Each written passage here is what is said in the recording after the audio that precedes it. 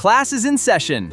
Today, we construct a masterpiece. Look at this thick-cut bacon, heirloom tomato, and crisp iceberg. Mise en place is everything.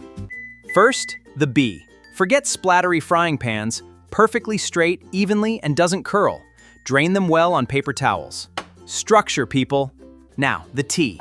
Thick, uniform slices.